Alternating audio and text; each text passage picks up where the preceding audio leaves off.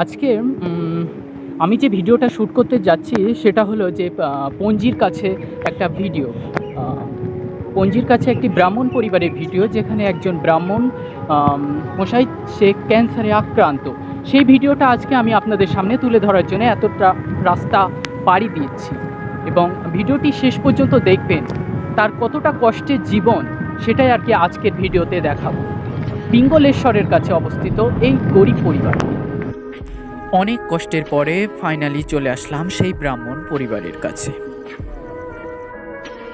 প্রত্যেক দিন আমরা যে ভিডিও নিয়ে আপনাদের সামনে হাজির হই, আজকেও তার ব্যতিক্রম কিছু না। কিন্তু আর যা ভিডিও বানিয়েছি তার থেকে এটা একটা ভিন্ন মানের ভিডিও। কারণ আজকে যার ভিডিওটা আমি শ্যুট করতে যাচ্ছি, সরজিৎ বিশ্বাস এবং তার স্ত্রী সুচিত্রা বিশ্বাস, এই দুজনের ভিডিও আজকে আমি আপনাদের সামনে তুলে ধরব। এতক্ষণ আমি যে সরজিৎ বিশ্বাসের কথা বলছিলাম, ইনি হলো সেই সরজিৎ বিশ্বাস, যে সরজিৎ বিশ্বাসের গল্পটার কথা আপনার কাছে আমরা তুলে ধরতে চাই। আপনি যে বললেন যে আপনার তো দেখে অসুস্থ বলে মনে হলো, আপনি কী রোগের কথা বললেন? ক্যান্সার। ক্যান্সার। এই ক্যান্সারটা কতদিন হলো আপনার শরীরে প্রবেশ করেছে বা ধরা পড়েছে, আপনি জানতে আমি পারলেন? বলতে পারি না, তবে ধরা পড়েছে এটা 4 বছর রাত হয়েছে। 4 বছর। 4। এই 4 বছর হলো আপনার ক্যান্সারে আক্রান্ত।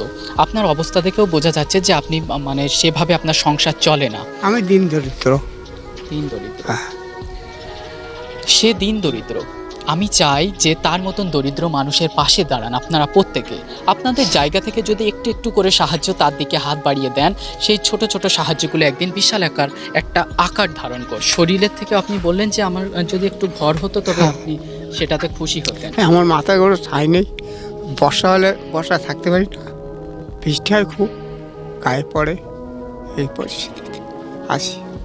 কোনো সরকারি সাহায্য পর্যন্ত আমি পাইনি যে ঘরের জন্য এতদিন যাবত।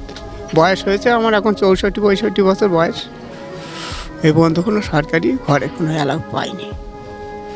তার দিকে লক্ষ্য করে দেখেন একবার যে সে কতটা কষ্টের ভিতরে আছে। একজন পুরুষ তখনই কাঁদে যখন সে একেবারে আশ্রয়হীন হয়ে যায়, যার কোনো রাস্তা থাকে না। সে দুবেলা দুমুঠো কী দিয়ে খাবে সেটার থেকেও বেশি চিন্তা তার ঘর নিয়ে। আজকে আপনি ভাত খেয়েছেন? খেয়েছি। কী দিয়ে খেয়েছেন? ওই তো বাঁধাকপি চচ্চড়ি। বাঁধাকপি চচ্চড়ি।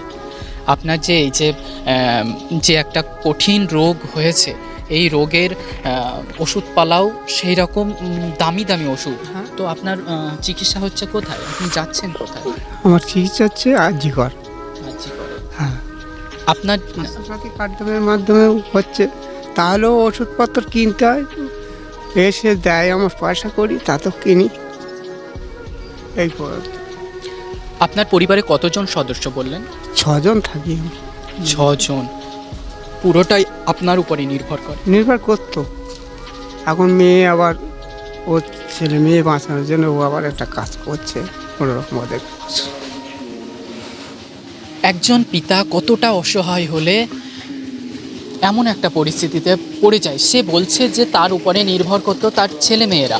এখন তার অবস্থার কারণে তারাও বাবার উপরে পুরো দায়ভারটা না দিয়ে তারাও কিছুটা হলে পাশে দাঁড়ানোর চেষ্টা করে যাচ্ছে। স্রেফ এই পরিবারে সে একা অসুস্থ না, তার স্ত্রীও অসুস্থ। আপনি যে আপনার এই যে মানে সারাদিন যে এই যে সংসার চালানো, এই ছাগল পাগল লালন পালন করেই চলছে আপাতত? কোনো রকম করে চলে, যেটা আমার দরকার খাদ্য খোরাকের, সেই খাদ্য খোরাকটা পাই না। ওই করলাম কোনো রকম, ওই কপি চচ্চড়ি, একটু ডাল, সিদ্ধ আলু, কোনো প্রোটিন আমি। আমার ভিডিওটা দেখে প্রায় হাজার হাজার মানুষ দেখে। এই জায়গা থেকে আপনি তাদের জন্য কি বলবেন? যে আপনি কি তাদের কাছে একটু সাহায্যের হাত বাড়াতে চান? সাহায্য যদি কেউ করতে চায় আপনি কি গ্রহণ করবেন?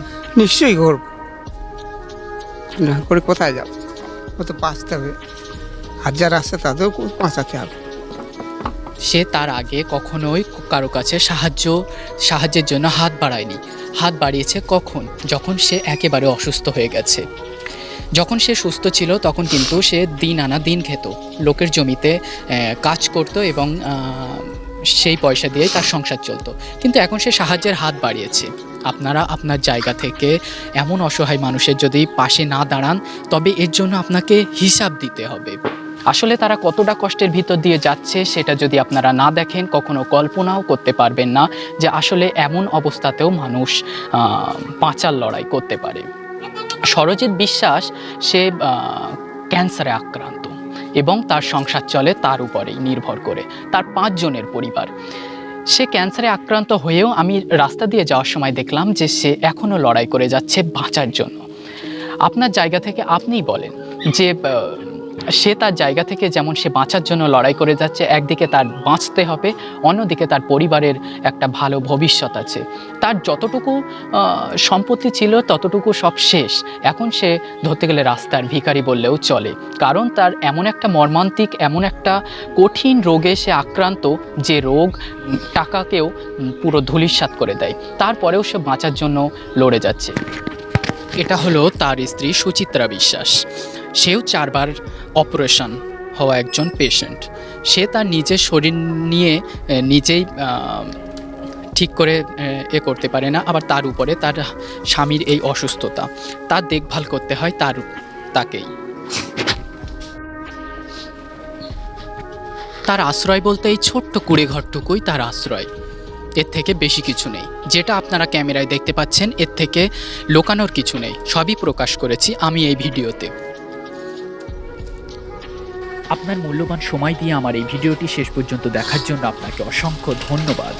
ভিডিওটি যদি ভালো লেগে থাকে তবে লাইক, কমেন্ট, শেয়ার করতে ভুলবেন না। দেখা হবে আবার আপনাদের সঙ্গে পরের ভিডিওতে।